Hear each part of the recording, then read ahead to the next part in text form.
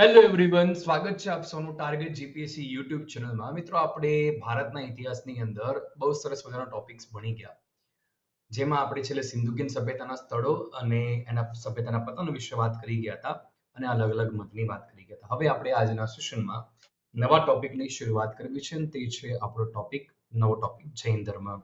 જૈન ધર્મ ટોપિક છે, એમાંથી આપણને સારા એવા પરીક્ષાલક્ષી પ્રશ્નો પૂછાય છે, તો આપણે એને તૈયાર કરીશું.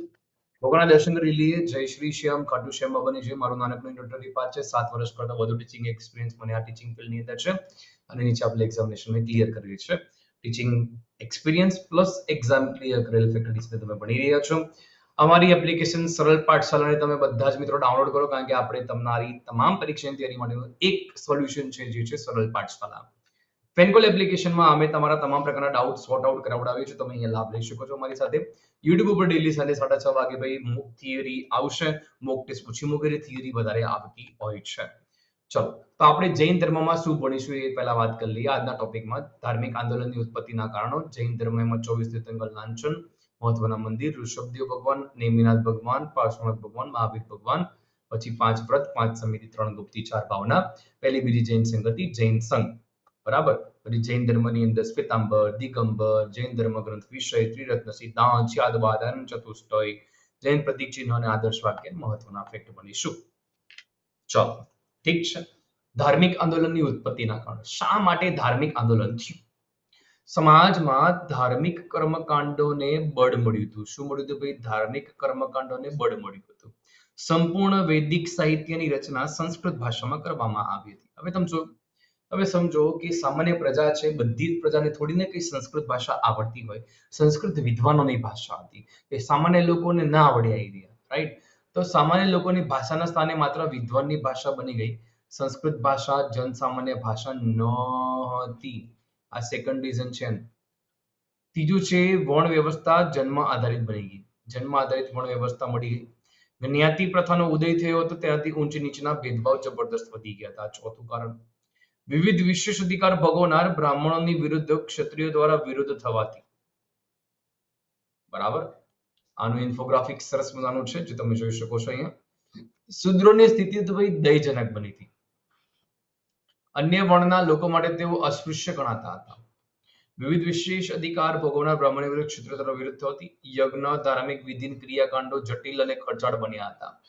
લોખંડના ઓજારનો ઉપયોગ કરીને જંગલોને કાપવામાં આવ્યા હતા અને પૂર્વોત્તર ભારતમાં નવી કૃષિમૂલક અર્થવ્યવસ્થાનો વિસ્તાર થયો હતો.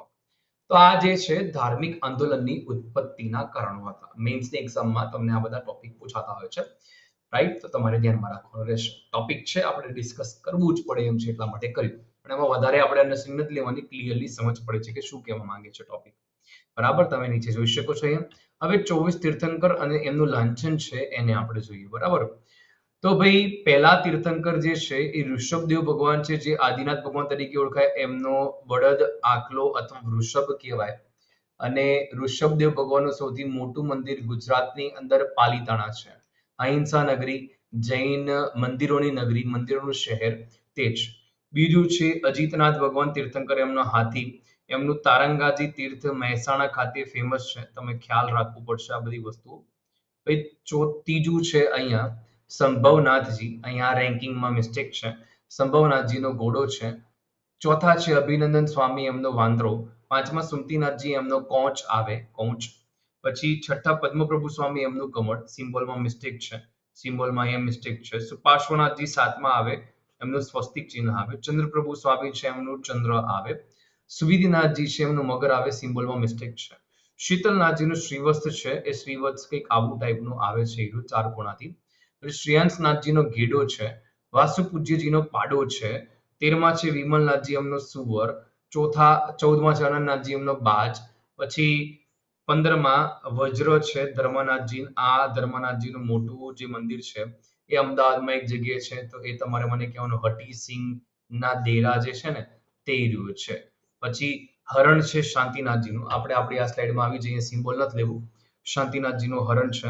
અને આમનું પણ અહીંયા મંદિર આવેલું છે ગુજરાતમાં ઘણી બધી જગ્યાએ. કુંથુનાથજીનો બકરો 17 નંબરમાં, 18 નંબરમાં અરહનાથજી. નંદાવર્ત છે 19માં મલ્લીનાથજી.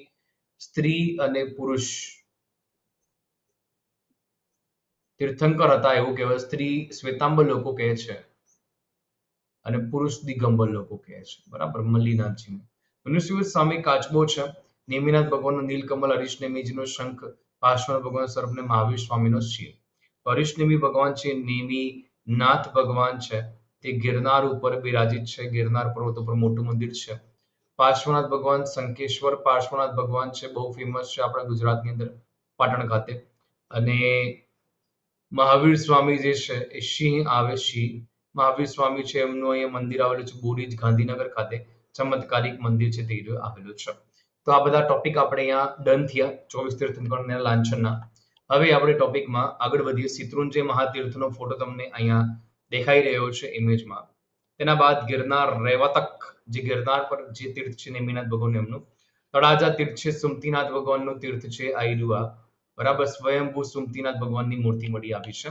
પછી શંકેશ્વર મહાતીર્થ છે, પાટણ જિલ્લો, ગુજરાતની અંદર, રાઈટ. અહીંયા આંખો છે એમાં કંઈક ચમત્કાર આપણને જોવા મળે છે.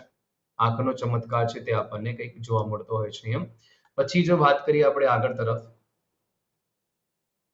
પાવાપુરી મહાતીર્થ છે, મહાવીર સ્વામી છે, તેમનું નિર્વાણ અહીંથી થયું છે, એટલે પાવાપુરી તીર્થનો ફોટો છે.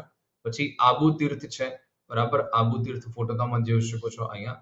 માઉન્ટ આબુ પર ઘણા બધા મંદિરો છે, પણ દેલવાડાના દેરા જે છે એ ઉત્કૃષ્ટ કક્ષાનું ટેમ્પલ છે, તાજમહેલ કરતા પણ વધારે ચડિયાતો છે.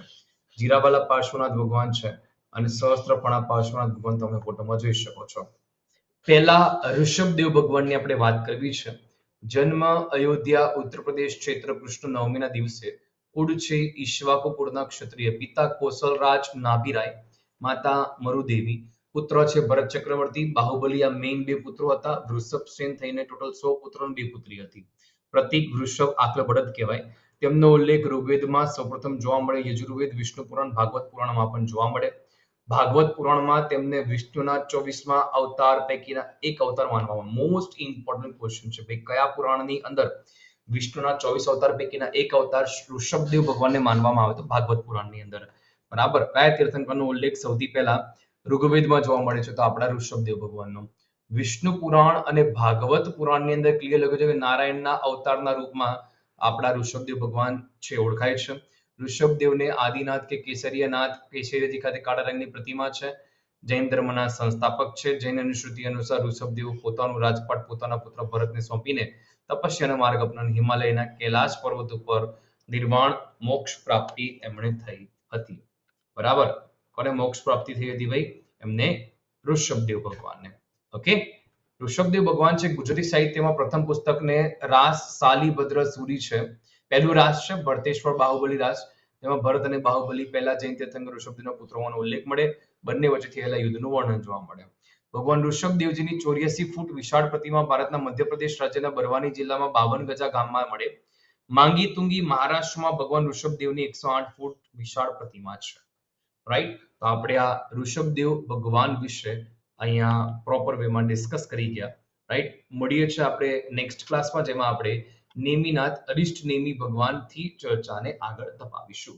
વધુમાં વધુ મિત્રો સુધી શેર કરો, આપણી યુટ્યુબ ચેનલને સબસ્ક્રાઇબ કરો અને આપણી ફેનકોલ એપ્લિકેશન, સરળ પાઠશાલા એપ્લિકેશન ડાઉનલોડ કરી આપણી ટેલિગ્રામ ચેનલમાં જોડાઈ જાઓ. મળીએ છીએ નેક્સ્ટ ક્લાસમાં. જય હિન્દ, જય ભારત, જય જય ગરવી ગુજરાત, જય શ્રી શ્યામ ખાટુ શ્યામ બાબાની જય હો. ચાલો. Thank you for watching this video. Subscribe, share and like.